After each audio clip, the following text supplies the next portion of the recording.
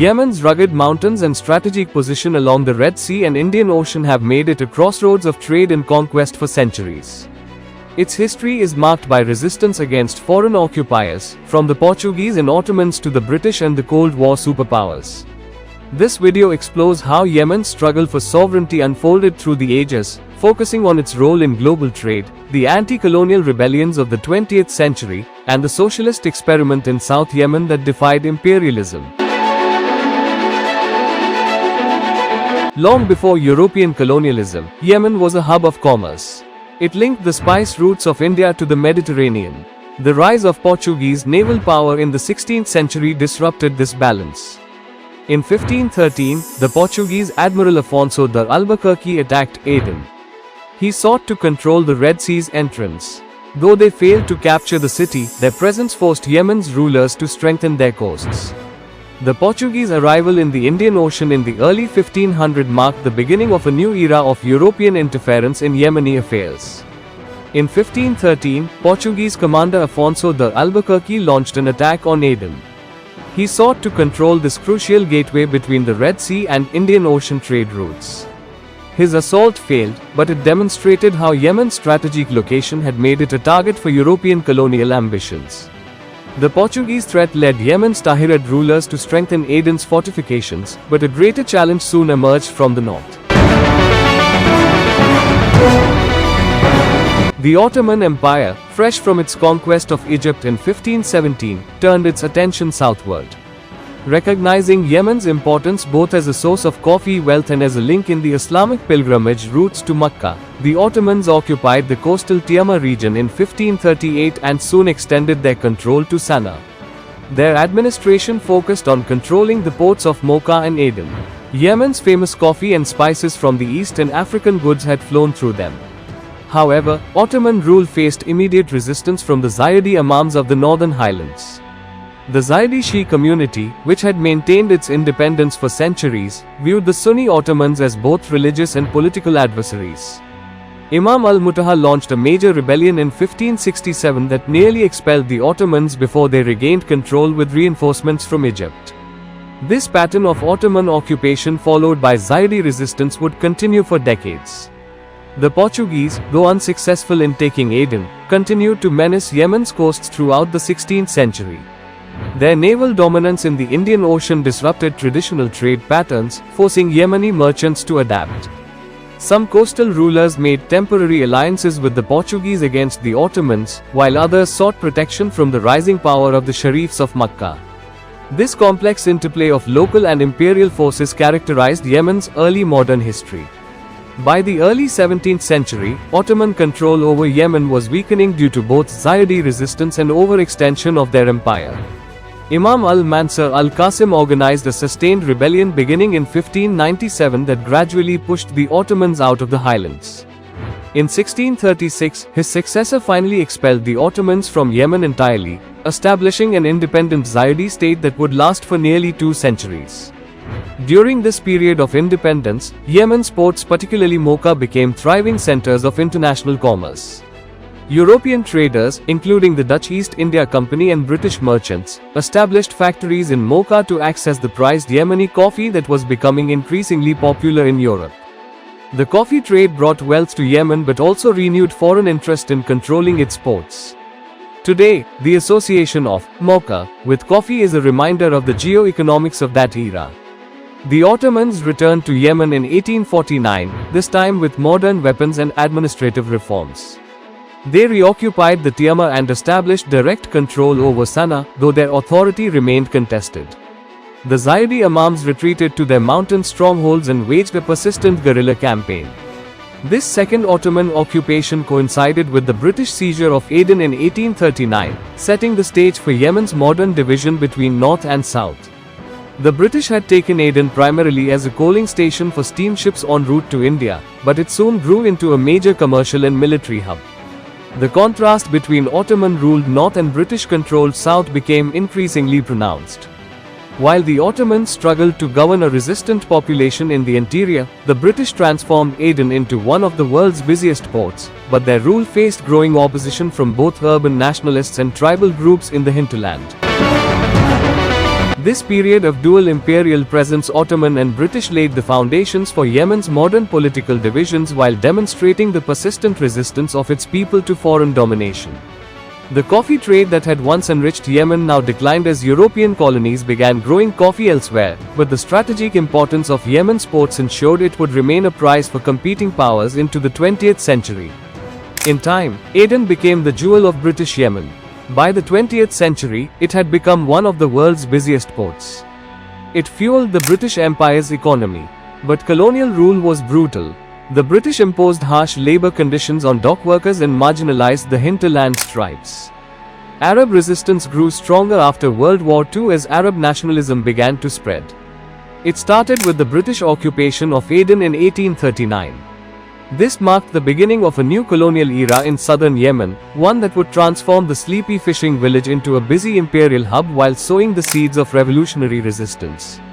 The initial British rationale was purely strategic. They needed a coaling station to service steamships traveling between Britain and India following the opening of the Red Sea route. What began as a naval camp soon became the second busiest port in the world after New York by the 1950s. This was a transformation that came at tremendous cost to Yemen's people. The early decades of British rule saw Aden develop as a classic colonial enclave economy.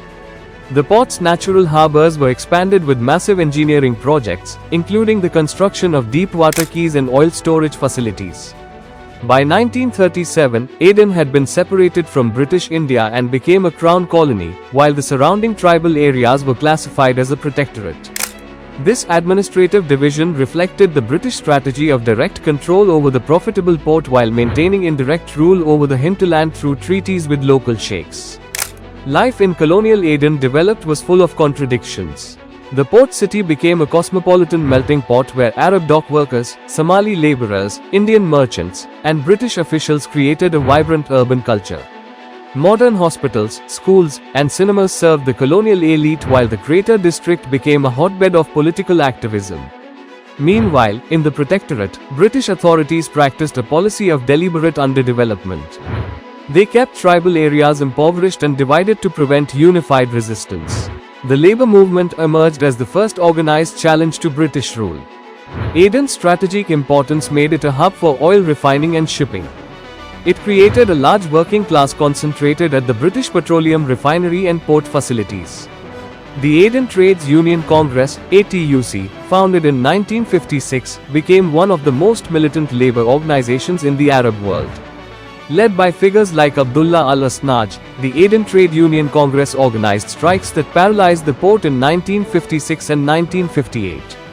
They won concessions on wages and working conditions while increasingly linking economic demands to nationalist politics. Two main revolutionary movements emerged from this ferment. The Front for the Liberation of Occupied South Yemen, FLOSY, backed by Egypt's Nasser, represented the Arab nationalist current. More radical was the National Liberation Front, NLF, which grew out of the ATUC's left-wing and rural guerrilla networks. The NLF's 1963 attack on the British High Commissioner marked the beginning of an armed insurgency that would ultimately defeat both the British and their FLOSY rivals. British counter-insurgency efforts grew increasingly brutal as the conflict escalated. The air control method, perfected in colonial campaigns elsewhere, saw villages bombed for harboring rebels. A notorious interrogation center at Fort Morbid became the site of torture allegations. Meanwhile, the British attempted to create a federation of compliant sheikdoms, but this only deepened resentment as urban intellectuals and rural tribes found common cause against colonial divide and rule tactics. The turning point came with the 1967 Six-Day War, which discredited Britain's Arab allies and energized the revolutionaries. As NLF fighters seized territory across the Protectorate, British authorities made a hasty withdrawal on November 30, 1967, so abrupt they left behind equipment and archives. The NLF entered Aden victorious. It established the People's Republic of South Yemen, which would soon become the Arab world's only Marxist state. a modern state, the deliberate underdevelopment of rural areas and suppression of political movements created conditions for revolutionary upheaval. Aden's transformation from fishing village to world port came at the cost of creating a society divided between privileged colonial employees and an oppressed working class that would ultimately overthrow their rulers. The militant trade unionism that began in the refineries and docks became the training ground for revolutionaries who would challenge not just British colonialism but the entire structure of imperial dominance in the region. In the 1960s, Yemen became one of the most fierce battlegrounds of the Cold War outside Southeast Asia. The decade witnessed two parallel but interconnected conflicts, the North Yemen Civil War from 1962 to 1970 and the Aden Emergency from 1963 to 1967, that drew in global and regional powers. These wars uplifted Yemen from an overlooked corner of the Arabian Peninsula to a strategic flashpoint where Cold War ideologies clashed with local realities of tribal politics, anti-colonial resistance, and revolutionary passion. The North Yemen Civil War erupted in September 1962 when Republican officers, inspired by Jamal Abdel Nasser's pan-Arab nationalism, overthrew the centuries-old Zaydi Imamate. The coup triggered an 8-year conflict between Egyptian-backed Republicans against Saudi-supported royalists. Nasser dispatched 70,000 troops to prop up the new regime, thereby turning Yemen into Egypt's Vietnam.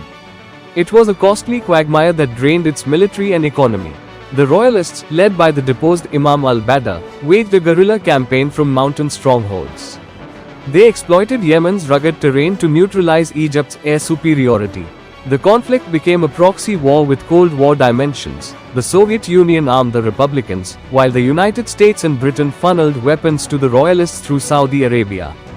Even Israel intervened covertly, airdropping supplies to tribal factions to undermine Nasser. By 1967, Nasser's defeat in the Six-Day War against Israel forced Egypt's withdrawal from Yemen, leaving the Republicans to fight on alone.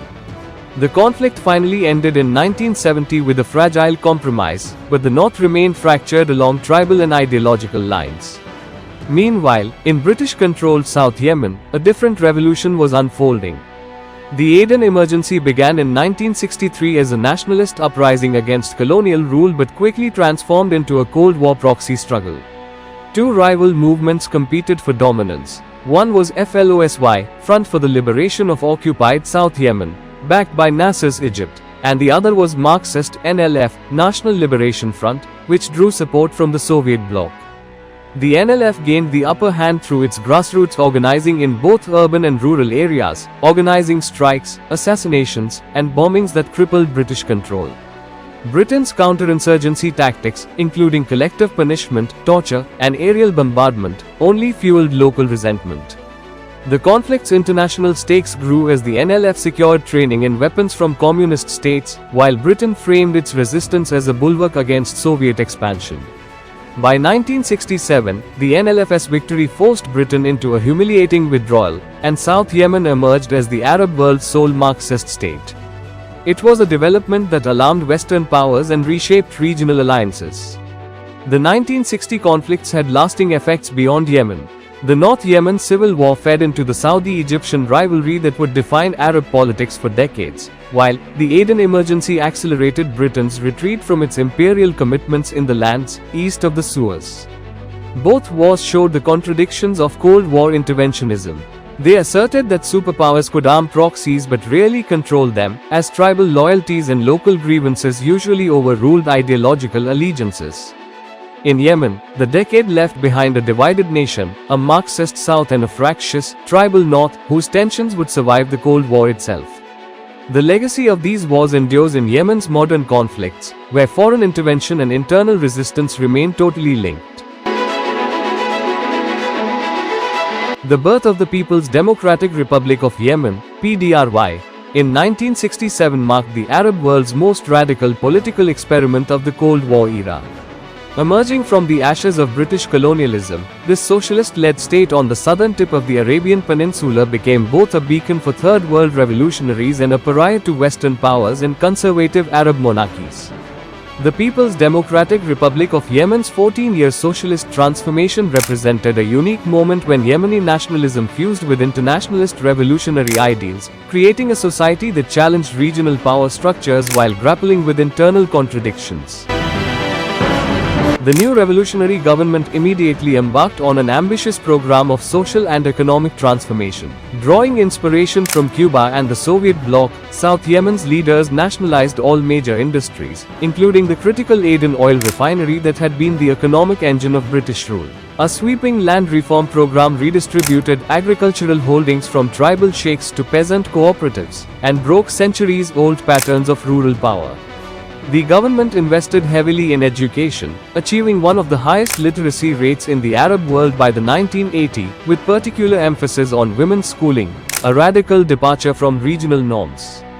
Healthcare became universally accessible, with Cuban doctors supplementing local medical staff in a symbolic gesture of Third World solidarity.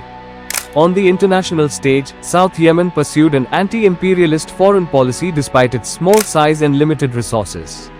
The country became a key supporter of revolutionary movements across the global south, and provided training camps for Dhofari rebels fighting the British-backed Sultanate of Oman, Eritrean separatists battling Ethiopian rule, and African liberation groups from Rhodesia to South Africa.